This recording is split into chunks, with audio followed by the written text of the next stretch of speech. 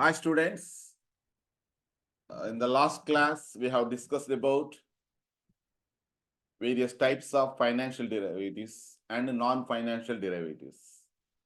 గత క్లాస్లో మనం financial derivatives non financial derivatives గురించి డిస్కస్ చేసుకున్నాం. ఫైనాన్షియల్ డెరివేటివ్స్లో ఫార్వర్డ్స్, ఫ్యూచర్స్, ఆప్షన్స్, స్వాప్స్ 4 రకాలుగా ఉంటాయని, నాన్ ఫైనాన్షియల్ డెరివేటివ్స్లో కమాడిటీస్, తర్వాత వెదర్, ఇవి 2 ఎగ్జాంపుల్గా తీసుకున్నాం. So in this class we are going to discuss about in detail about financial derivatives. So ఈ క్లాస్లో మనం ఫైనాన్షియల్ డెరివేటివ్స్ అయిన ఫార్వర్డ్స్, దాని యొక్క లక్షణాలు, features of forwards and futures and it's features, futures యొక్క లక్షణాలు, తర్వాత మూడోది ఆప్షన్స్, తర్వాత 4వది స్వాప్స్, వాటి యొక్క లక్షణాలు, ఇవి మనం డిస్కస్ చేసుకోబోతున్నాం. సో 1 by 1 మనం డిస్కస్ చేసుకోబోతున్నాం. ఇవి మీకు ప్రతి క్వశ్చన్ సపరేట్గా ఇంపార్టెంట్ క్వశ్చనే.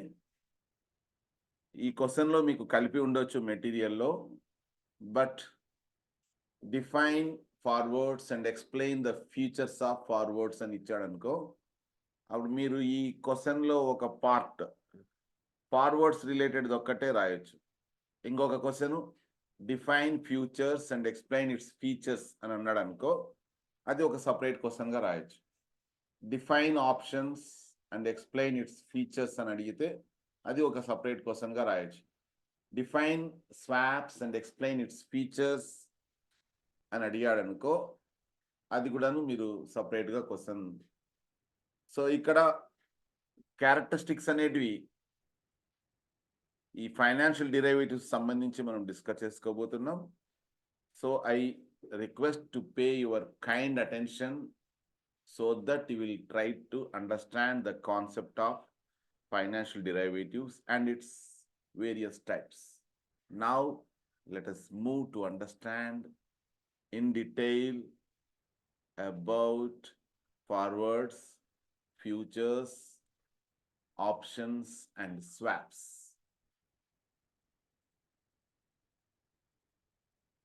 Yeah. Right students, this is the question. What are different types of financial derivatives? Explain their futures in brief. So మీరు ఒక పని కూడా చేయొచ్చు. ఇక్కడ ఆల్రెడీ మీతో మెటీరియల్ ఉంది. ఇది మెటీరియల్ దగ్గర పెట్టుకుంటే ఇంకా మీకు బాగా అర్థమవుతుంది ఫైనాన్షియల్ డెరివేటివ్స్ సంబంధించి. So I request you to keep the material so that will help you understand. ఎందుకంటే అటెన్షన్ చాలా ఇంపార్టెంట్. ఊరినే వినే కంటే టెక్స్ట్, ఆ మెటీరియల్, స్టడీ మెటీరియల్ మీరు దగ్గర పెట్టుకోవడం వల్ల ఇంకా బాగుంటుందని నేను అనుకుంటున్నాను. Okay right students, so 4 types of financial derivatives మనం ఆల్రెడీ డిస్కస్ చేసాము. ఒకటి ఫార్వర్డ్ కాంట్రాక్ట్స్, ఇంకోటి future contracts, options, swaps. So ఇవి మీకు ఇవే సపరేట్ క్వశ్చన్గా కూడాను వచ్చేకి అవకాశం ఉంటుంది. ఓకే సరే, అందరికీ కనపడుతుందా? అక్షరాలు కనపడుతున్నాయా? ఏమైనా పెద్దగా చేయాలా? ఒకవేళ కనపడలేదు అంటే okay okay very good.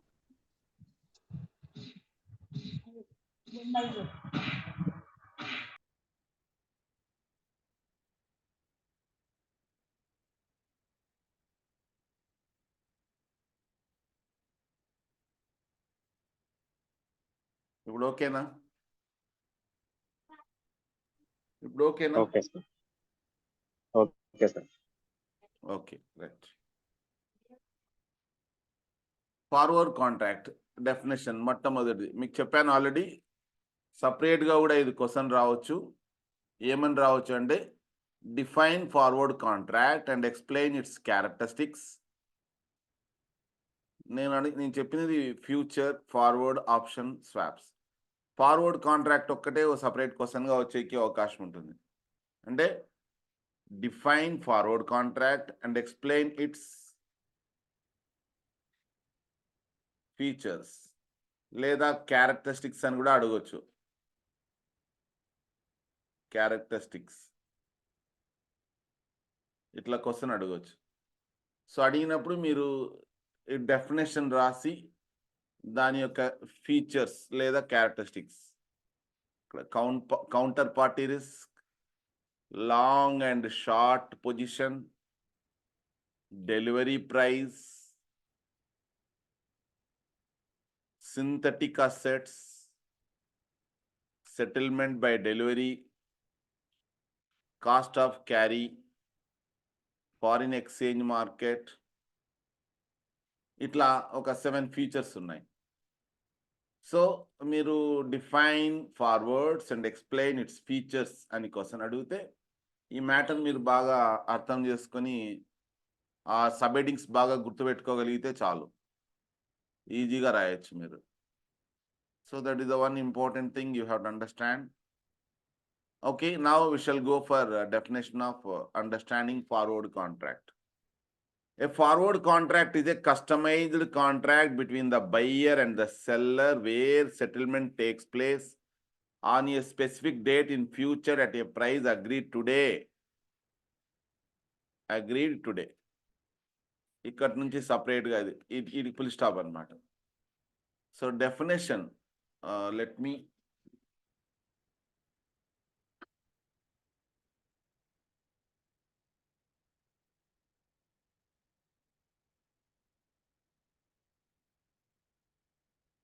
A forward contract is a customized contract between the buyer and seller. ఇక్కడ ఫార్వర్డ్, ఫ్యూచర్స్ రెండు కూడాను మనం అర్థం చేసుకొని ట్రై చేస్తూ ఫార్వర్డ్స్ని అర్థం చేసుకుందాము. ఇక్కడ చూడండి కస్టమైజ్డ్ అన్నాడు. ఇక్కడ ఇది ఫ్యూచర్స్ కాంట్రాక్ట్ చూడండి. ఫ్యూచర్ కాంట్రాక్ట్ ఇదే స్టాండర్డైజ్డ్ కాంట్రాక్ట్. Standardised contract. అదే ఫార్వర్డ్స్కి వచ్చేటప్పటికల్లా ఏమవుతుందంటే కస్టమైజ్డ్ కాంట్రాక్ట్. ఇక్కడ పాయింట్ ఏమంటే కస్టమైజ్డ్ అంటే ఎవరికి వాళ్ళు ఏ అనే బి అనే పార్టీస్ వాళ్ళకు అనుకూలంగా రూల్స్ను సెట్ చేసుకోవచ్చు. అంటే యూనివర్సల్గా ఉండవు రూల్స్, అందరికీ ఒకటే ఉంటే అది స్టాండర్డైజ్డ్ కాంట్రాక్ట్ అంటాం. అందుకని ఫార్వర్డ్ కాంట్రాక్ట్స్ అనేటివి స్టాక్ ఎక్స్చేంజ్లో జరగవు. ప్రైవేటా ఎవరికి వాళ్ళు కాంట్రాక్ట్ కుదుర్చుకుంటారనమాట. ఫ్యూచర్లో అగ్రీడ్ ప్రైస్కు పలానా వస్తువులు తీసుకుంటాము అని కాంట్రాక్ట్ కుదుర్చుకుంటారు.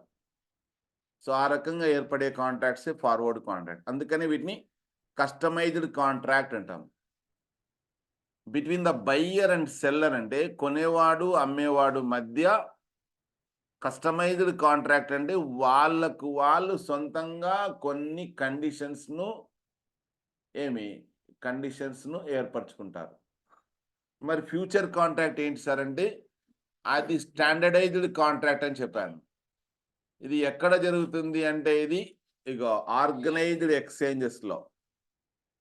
ఆర్గనైజ్డ్ ఎక్స్చేంజెస్ అంటే స్టాక్ ఎక్స్చేంజెస్లో బాంబే స్టాక్ ఎక్స్చేంజ్ కావచ్చు, నేషనల్ స్టాక్ ఎక్స్చేంజ్ కావచ్చు, ఇట్లా స్టాక్ ఎక్స్చేంజెస్లో. మరి ఫార్వర్డ్ కాంట్రాక్ట్ ఎక్కడ జరుగుతుందంటే అరే మీ ఊర్లోనే చేసుకోవచ్చు.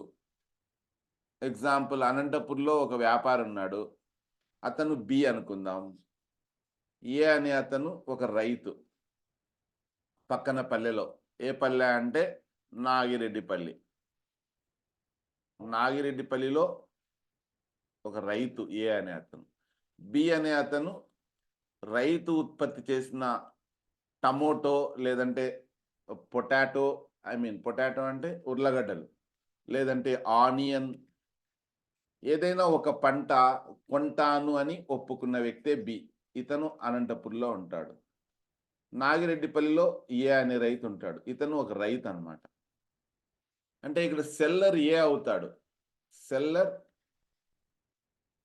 ఏ అవుతాడు, మరి బయ్యర్ ఎవరు అంటే ఇగో బి అవుతాడు. వీళ్ళు ఏం చేసుకుంటారు, ఫ్యూచర్లో ఒక స్పెసిఫిక్ డేట్ అన్నమాట. ఎగ్జాంపుల్ ఈరోజు 22/4/2024, ఓకేనా, 1/6/2024 అది స్పెసిఫిక్ డేట్. అంటే అది ఎప్పుడు ఉంది అంటే అట్ ఫ్యూచర్. ఈ రోజు డేటు 22/4/2024 కదా. మరి ఫ్యూచర్ డేట్ ఏంటంటే ఇక జూన్ 1వ తేదీ, 1/6/2000. ఆ రోజున ఆ రోజున ఈ ఉర్లగడ్డలు ఉల్లిగడ్డలు కావచ్చు, లేదంటే ఉర్లగడ్డలు కావచ్చు, లేదంటే టమోటోలు కావచ్చు, ఏదైనా కావచ్చు. అది నేను అట్ ఏ ప్రైజ్, ఇద్దరికీ అంగీకారమైన ఒక ప్రైజ్.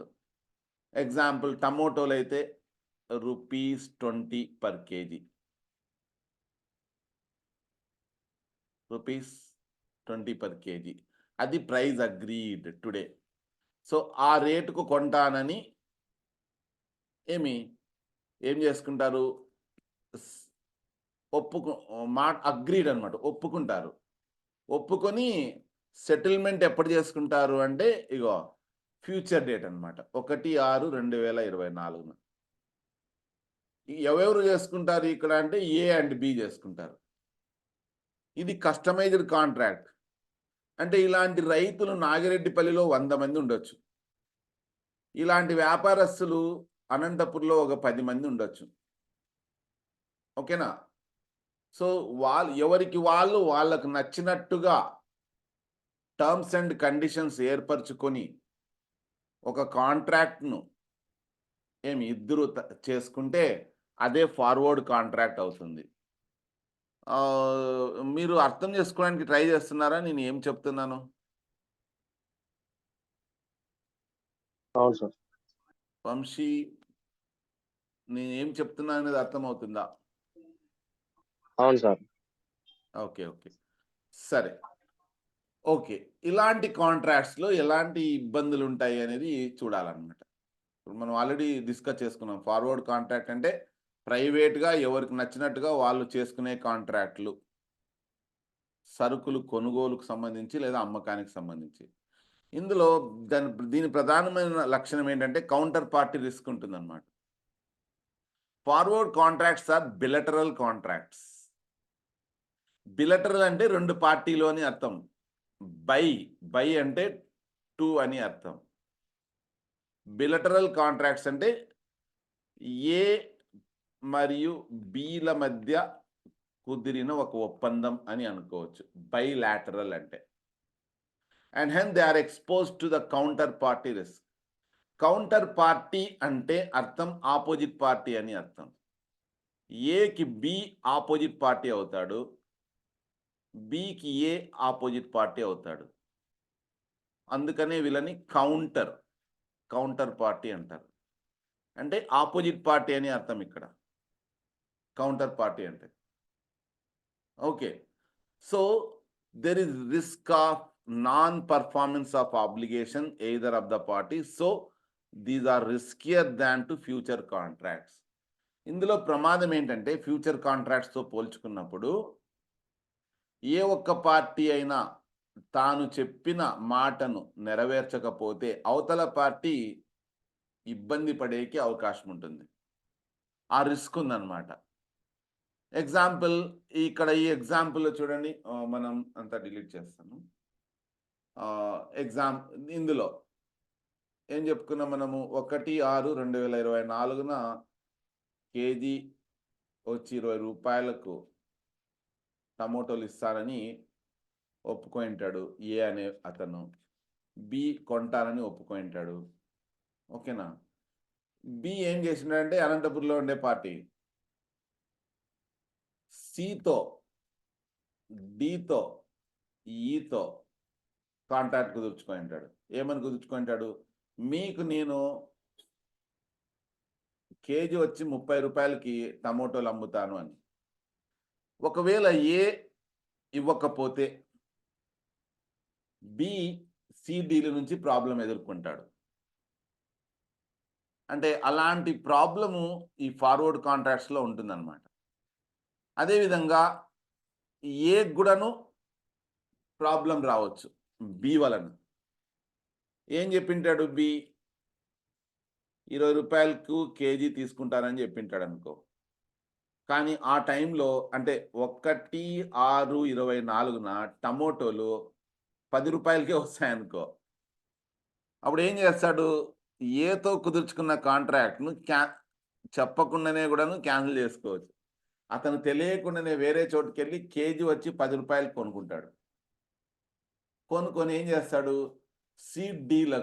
సిడిఈలకు దేనికైతే ఒప్పుకున్నాడో 30 రూపాయలు కానీ 30 రూపాయలు కూడా అమ్ముకోవచ్చు బి అనే అతను. అట్లా బి కూడాను మోసం చేసేకి అవకాశం ఉంటుంది. అదే కౌంటర్ పార్టీ రిస్క్ అంటే. ఓకేనా? బిలో ఏ ఒక్క పార్టీ అయినా కూడాను తాముకు లాభం వస్తుందనే స్వార్థంతో అవతల పార్టీని దెబ్బతీసేకి అవకాశం ఉంటుంది. అది ప్రాబ్లం ఇక్కడ. నెక్స్ట్ ఇందులో మరొక లక్షణం ఏంటంటే long and short position. Long position అంటే ఏమి? షార్ట్ పొజిషన్ అంటే ఏమి? Long, short position. సరే, okay. One of the parties take a long position by agreeing to buy. కొంటానని ఒప్పుకునే వ్యక్తిని లాంగ్ పొజిషన్ అంటారు. అంటే ఈ పార్టీలో ఎవరు కొంటామన్నారు టమోటోలు? బీనా ఏనా? B sir. బి కదా. సో బి తీసుకునే పొజిషన్ ఏమంటారంటే లాంగ్ పొజిషన్ అంటారు. కొంటాననే వ్యక్తి తీసుకునే పొజిషన్ ఏమంటారు? లాంగ్ పొజిషన్ అంటారు. అగ్రీయింగ్ టు బై అన్నమాట. మరి అగ్రీయింగ్ టు సెల్ ఎవరు తీసుకున్నారు? ఇక్కడ ఎవరు అమ్మతానని ఒప్పుకున్నాడు? ఏ సార్. ఏ. అతను తీసుకునే పొజిషన్ షార్ట్ పొజిషన్ అంటారు. ఈ పదాలు చాలా ఇంపార్టెంట్ మీకు. స్టాక్ మార్కెట్లో కావచ్చు, ఫైనాన్షియల్ ఫైనాన్స్ డెరివేటివ్స్లో కావచ్చు, ఈ పదాలు అర్థం చేసుకోవడం చాలా ఇంపార్టెంట్. లాంగ్ పొజిషన్ అంటే ఏమి అంటే a party who agrees to buy అని అర్థం. ఎవరు తీసుకున్నారు? లాంగ్ పొజిషన్ తీసుకున్న వ్యక్తిని ఏమంటాము అంటే కొంటానని ఒప్పుకునే వ్యక్తిని లాంగ్ పొజిషన్ తీసుకునే వ్యక్తి అని అంటారు. అమ్ముతానని మాట ఇచ్చిన వ్యక్తి ఏ పొజిషన్ తీసుకున్నాడు అంటే షార్ట్ పొజిషన్ తీసుకున్నాడు అంటారు. అట్లా. ఓకే. సో అదేవిధంగా అసలు ఏమి బాధ్యత తీసుకోలేదనుకో, కొంటానని తీసుకోలేదు, అమ్మతానని తీసుకోలేదు, అలాంటి వ్యక్తులను ఓపెన్ పొజిషన్ పార్టీ అంటారు. ఓపెన్ పొజిషన్ అంటారు. ఓకేనా? సో ఇక్కడ no obligation. A party with no obligation of offsetting the forward contract is said to have an open position. A party with a closed position is sometimes called a hedger. ఖచ్చితంగా close position అంటే అర్థం ఏంటంటే ఇక్కడ అతను కాంట్రాక్ట్ను నెరవేర్చాలి అన్నమాట. కాంట్రాక్ట్ను నెరవేర్చాలి అంటే అమ్మడమన్నా చేయాలి, కొనడమన్నా చేయాలి. అలా చేసే వాళ్ళని క్లోజ్ పొజిషన్ అంటారు. వాళ్ళని ఏమంటారు అంటే హెడ్జర్ అంటారు. హెడ్జర్. మీరు గూగుల్కి వెళ్ళి మీనింగ్ సెర్చ్ చేయొచ్చు, హెడ్జర్ అంటే ఏమి అనేది. సో 2 రకాల పొజిషన్స్ ఉంటాయి ఇక్కడ, ఇంపార్టెంట్. ఒకటి లాంగ్ పొజిషన్, కొనే వ్యక్తిని తీసుకునే పొజిషన్. షార్ట్ పొజిషన్, అమ్మే వ్యక్తి తీసుకునే పొజిషన్. ఇది right. Next coming to delivery price. ఒకటేమైంది, కౌంటర్ పార్టీ రిస్క్ ఉంటుందని, ఇంకోటి లాంగ్ షార్ట్ పొజిషన్ తీసుకుంటారు అనేది. ఓకే. తర్వాత డెలివరీ ప్రైస్. ఏంటి డెలివరీ ప్రైస్ అంటే? The specified price in a forward contract referred to as the delivery price. The forward price for a particular forward contract at a particular time is the delivery price that would apply if the contract were entered into at that time. It is important to differentiate between the forward price and the delivery price. Both are equal at the time the contract is entered into. However, as the time passes, the forward price is likely to change, whereas the delivery price remains the same. ఏమంట delivery price ఎంతకు ఒప్పుకున్నారో దాన్ని మనం ఏమంటారు delivery price అంటారు. కానీ ఆ రేటుకే contract కుదుర్చుకోవాలని rule ఇక్కడ అప్పటికి మారొచ్చు పరిస్థితి. ఎందుకంటే ఫ్యూచర్లో పలానా వస్తువు యొక్క రేటు ఇంత ఉంటుందని మనం ఏమైనా చెప్పగలమా యథార్థంగా? కాంట్రాక్టు ఫార్వర్డ్ కాంట్రాక్ట్లో కుదుర్చుకున్న ప్రైజ్ను డెలివరీ ప్రైజ్ అంటారు స్టార్టింగ్లో. అంటే ఎప్పుడు 22/4/2024న కుదుర్చుకున్న ప్రైజు డెలివరీ ప్రైజ్ అన్నమాట. కానీ ఆ ప్రైజ్కు రెండు పార్టీలు అంటే ఏ ప్లస్ బి రెండు పార్టీలు కమిట్ అవుతాయా లేదా అనేది మరో విషయం అది. Okay. However, as the time passes, the forward price is likely to change, whereas the delivery price remains the same. అంటే డెలివరీ చేయాలనుకున్న ప్రైజు అలానే ఉంటుంది, కానీ ఫార్వర్డ్ ప్రైజు మారేకి అవకాశం ఉంటుంది. అది ఇంపార్టెంట్. దాని గురించి ఇంకా డీటెయిల్గా మనం డిస్కస్ చేద్దాం. Next, synthetic assets. Synthetic assets in the forward contract, derivative asset can be often contracted from the combination of underlying assets. Such assets are often known as synthetic assets in the forward market. ఎందుకు synthetic assets అంటారు అంటే వీళ్ళు ఏర్పరచుకున్న contract ఆస్తి విలువ ఏదైతే ఉందో అది మరొక ఆస్తి పైన ఆధారపడి ఉంది కాబట్టి అండర్లయింగ్ అసెట్, దాన్ని సింథటిక్ అసెట్ అంటారు అది. And next, settlement by delivery. In the forward contract, the contract has to be settled by delivery of the asset on expiration date. ఇక చూడండి, సెటిల్మెంట్ బై డెలివరీ.